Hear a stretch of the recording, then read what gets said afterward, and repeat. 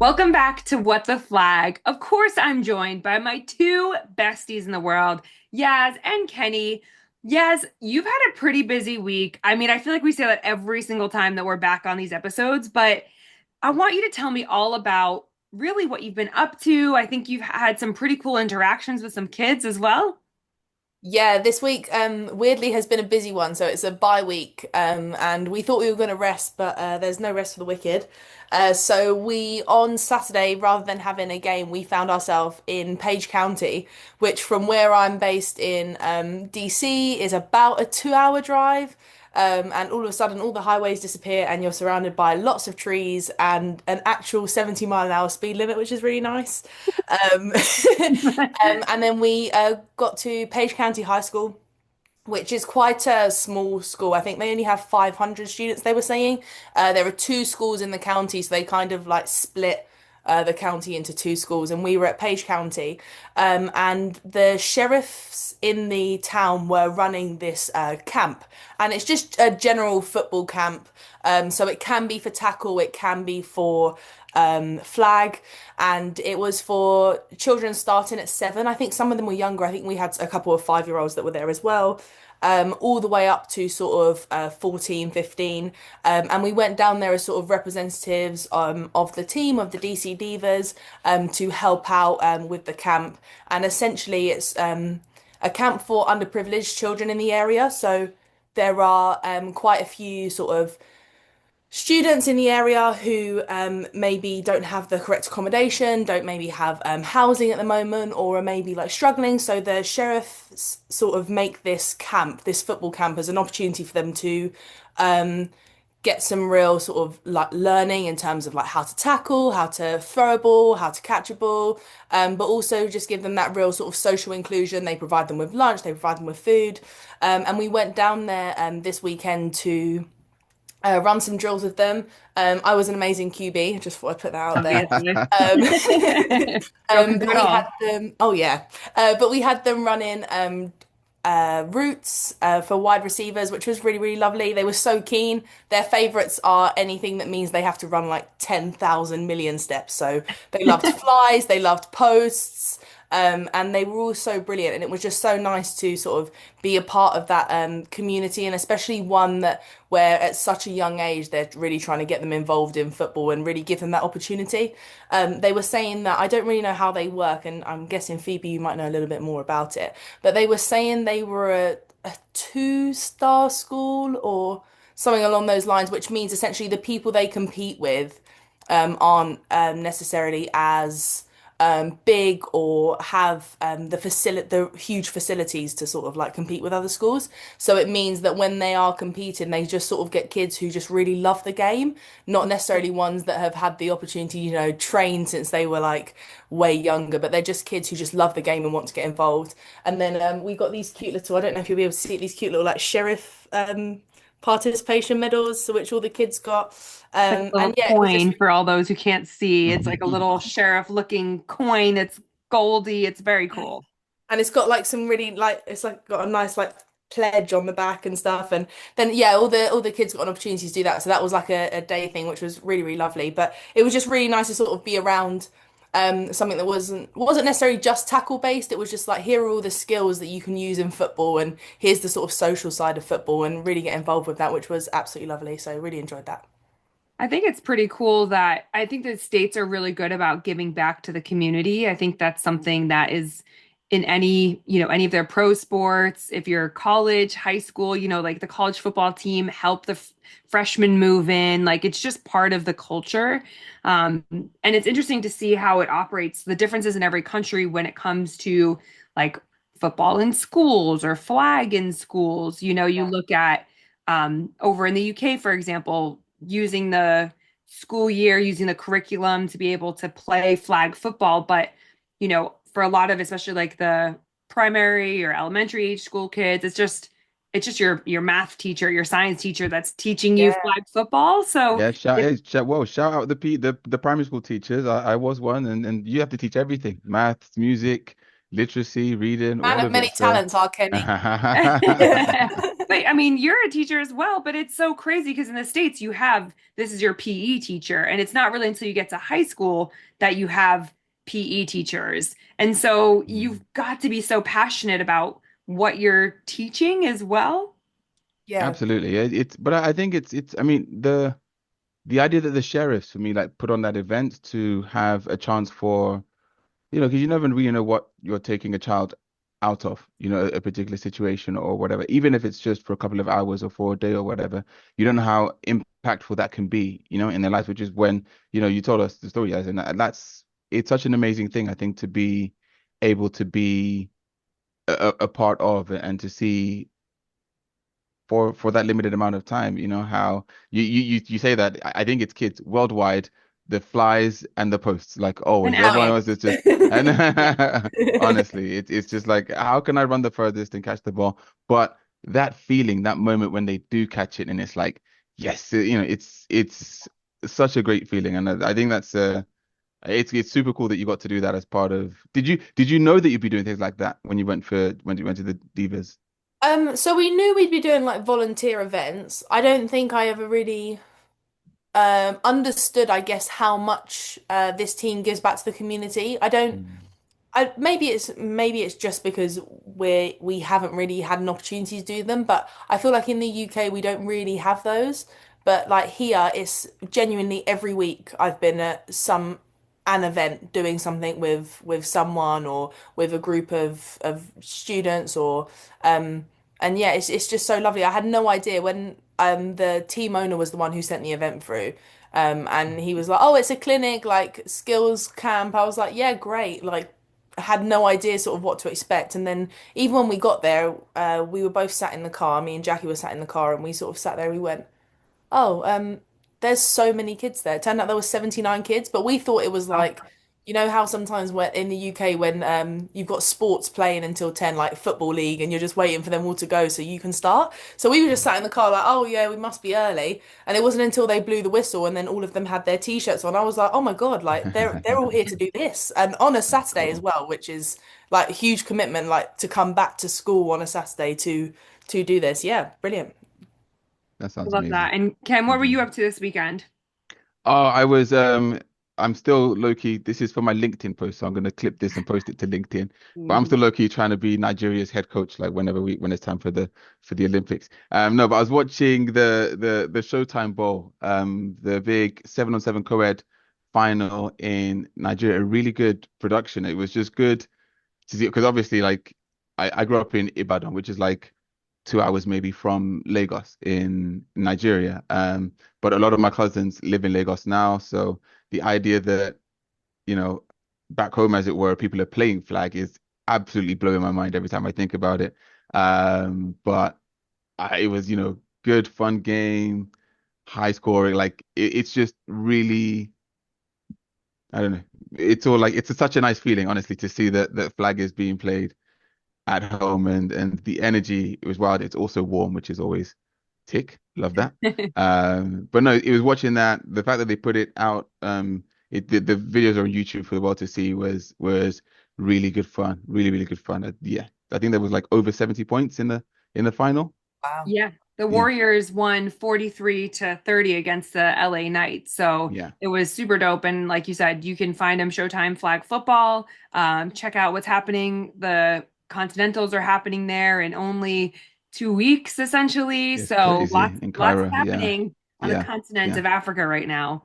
I know we're right now getting ready for all of our Bears girls finals this week. And I had such a funny moment earlier. Obviously, like so many people helped to make an event like this happen. And we printed out some certificates Mm. for the girls, which is, your secondary year 9 and 10. And the people, the printers, and they were fantastic, like crew color printers, they were fantastic. They were like, so what is this for? What is this sport that's happening? And I was like, oh, like the NFL.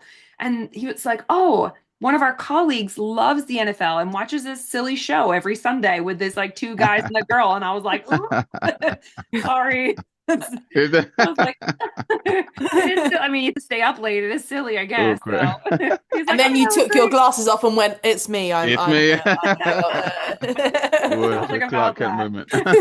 Lots more makeup, lots more makeup. But That's no, it super was cool though. fun. Do you get, sorry, I know we've kind of maybe touched on this before, but do you find you're being recognized more and more, or are you still, No, I think it's still like you have to really be an NFL fan, honestly. Like there's some people, and it's during NFL season. Like I'm living my best free self right now, which is great. During the NFL season, there's so much going on internationally, like you cannot ignore what's happening.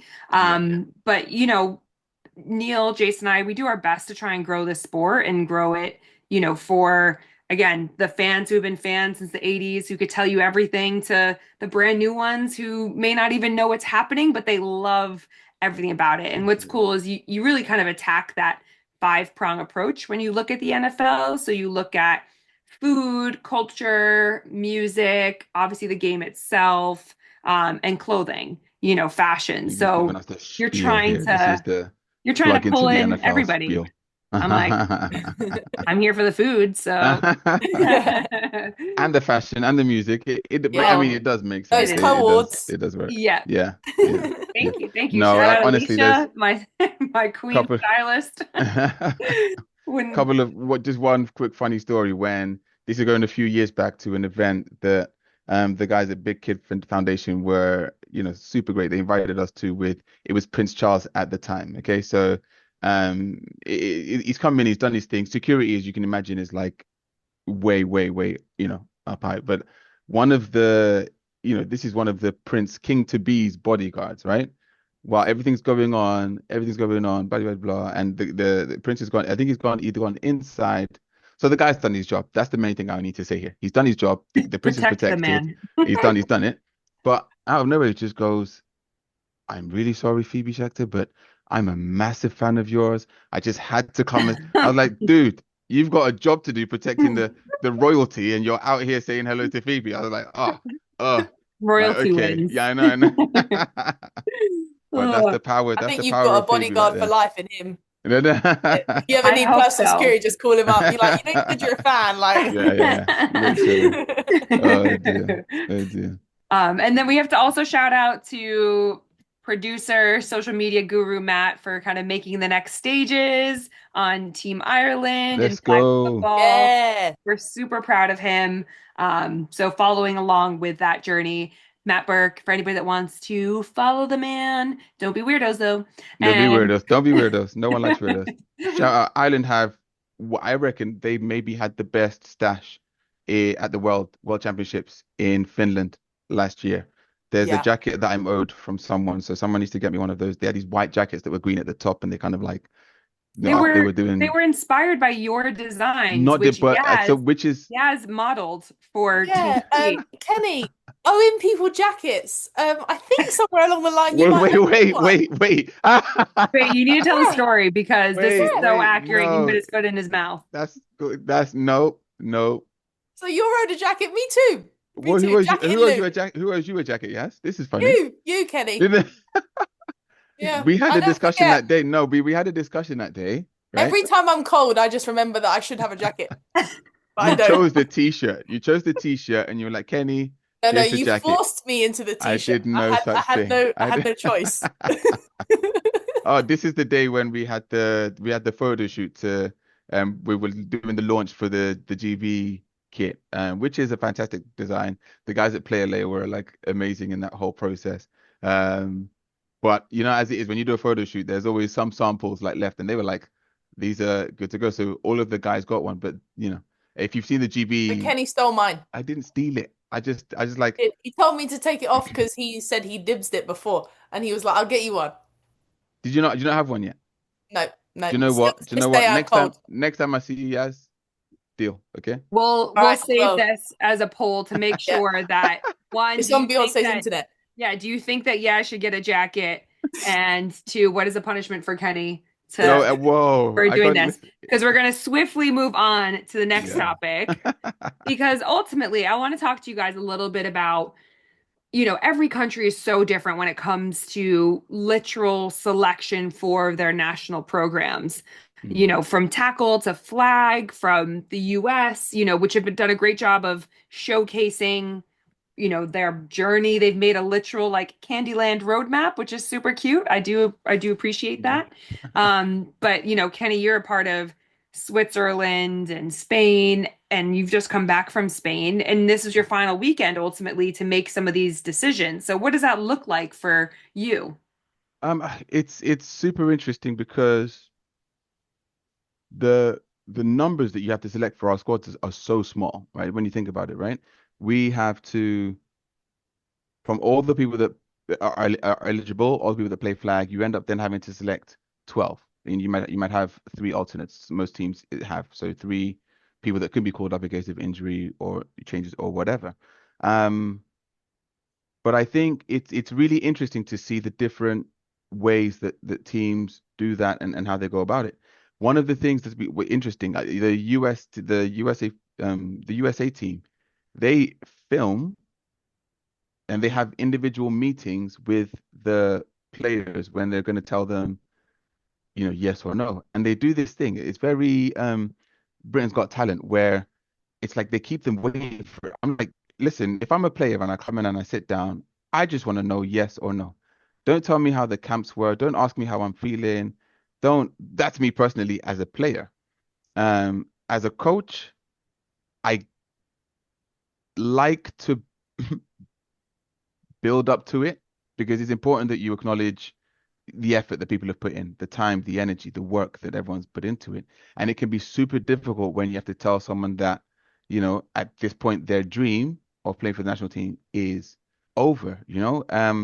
But I really respect the way, that that they do it. And as difficult as it is, I'm like, at least a phone, you have to have a conversation in that moment. Coming from just as a historical fact, coming from a GB program as a player where people were cut with letters, so it was just and I think there was an offer of a conversation if it was wanted, but now I think it's very important I believe now, and it's, again, to be clear, like when we did the GB youth, with the number of the kids, it can be difficult because coaches are still volunteer coaches. They still have day jobs, without having meetings that run into like the early hours of the morning. You have to find an efficient way of, informing people that they've been selected or not selected. But I said, I think it's something as much as it can be super daunting. I really admire the way the US, they make sure that they have a conversation in that moment and they allow, questions to be asked. And some people are understandably very upset by the outcome. Some people are elated. Some people are emotional. And I think it just adds to the holistic essence of that selections process. I don't know, like that's those are some of the experiences I've had. But I don't know about you guys. Like, how have your experiences of have you guys ever seen selections from a coaching standpoint? No, say BS players, but what is that process like for you? In those moments. Phoebe, you want to start it off? Yeah, I mean, I guess from a coaching standpoint, I would say my only experience of like cutting players, not from a national program, is dealing with the Bills, and how you cut players with that is just like I was that really is hoping. Can you go into that a bit? I wasn't sure if you'd be happy to just share that or not, but I think that if you would be happy to. I just remember you saying because your desk was outside the office of. of like Sean, like McDermott, and Mm. so I'm outside the head coach's office, the GM's office, so they have to come and they basically just come and sit with me first thing because you're there so early anyways, and a lot of times they try and make sure that the guys are they pull them if the second they get to the building, so bring their breakfast with them, their iPad. That's always like the key thing. And then, sometimes they know, sometimes they don't know. And then you go in the office and then they're never really seen again. So they don't go because normally you go on to the next meeting. They don't go to the next meeting. So you don't say bye to anybody because like the rest of the team goes into the meeting room. And then whilst that's happening, you've got like someone like a handler basically who kind of takes them around, collects their stuff, and that's kind of it. There's no like, you just, and it's normally when you're in the team meetings where you kind of everyone looks around and is like, and within the team, it's so routine. You don't miss a meeting. You're not late. Like it's just, and everyone sits in the same seat. So you're like, where's so and so that was sat next to That me? seat is empty. Or you know what Wow. I mean? So it can be quite brutal like that. But I mean, I think even from like a playing perspective, in the past, again, whether it's been part of tackle, and I'll ask you guys in a sec about like your tackle experiences, because for me, for tackle, it's normally like, if I'm being totally honest, I've never felt like I'm not going to make the team. I think when I first started playing, I was a little bit nervous and I felt, and I almost lost my position. But actually, I never felt like I was ever not going to make the team kind of from after those first, like that first year or two. And then from a flag perspective, I've never felt comfortable within my GB flag role in pretty much all of my years. And so I would say this time round, so we've just done our selections, and this time round, I think, our head coach, Jack Reed, did a really nice job because ultimately you had a squad that we called like our whatever ones gold squad, whatever you want to call it. There were a bunch of us within that group, and then we were told one by one, so we were all brought into a room separately, and Mhm. then you had your in there, you obviously had like Jack, our head coach, and also offensive coordinator. Then you had our defensive coordinator, you had the two assistants, Fraser and Mathers, and then you had Ellie from a therapist standpoint, and they kind of just went down the line.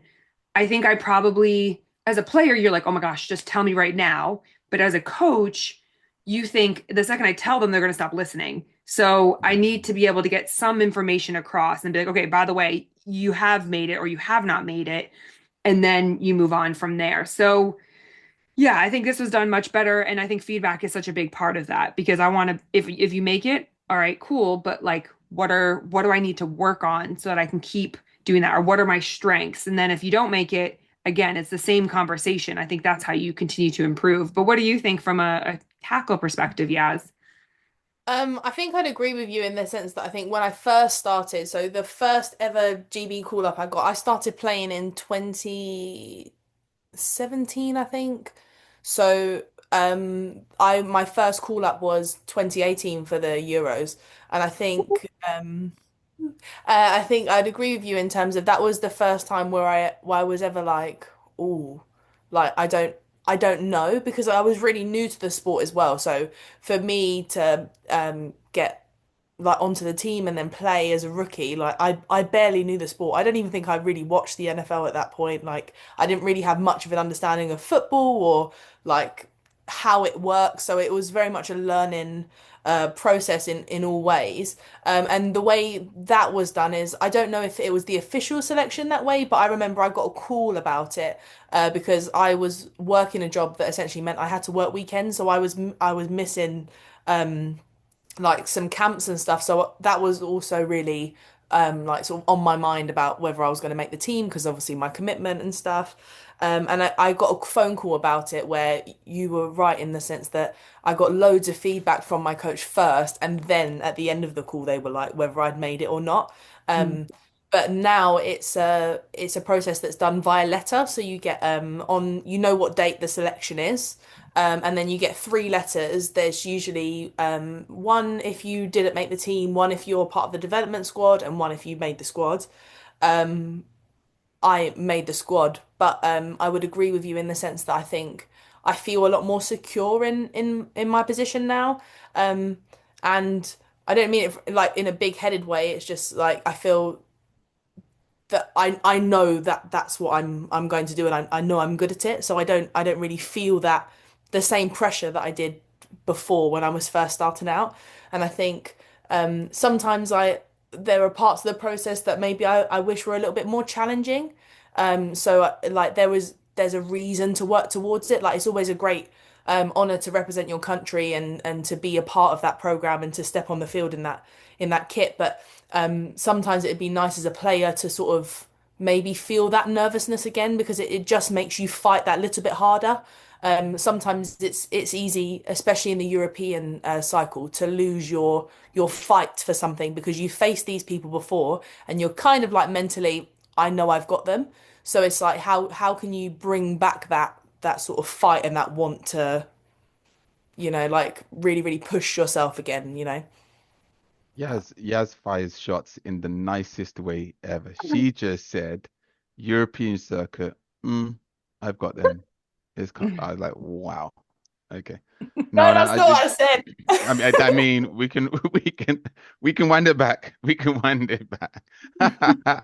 No, it's cool. But it's really interesting. I had and maybe one for another topic, but it's interesting to hear you both say that like you're kind of sure because one of the questions I always have from a coaching standpoint is I feel like the players are seeing the same things we see. Like surely they know who's made it and who hasn't. But I guess maybe for the ones that are secure, cool, but there might be some players on, on the edge of things on the bubble that may not on the fringe, that may not be so sure of where they are.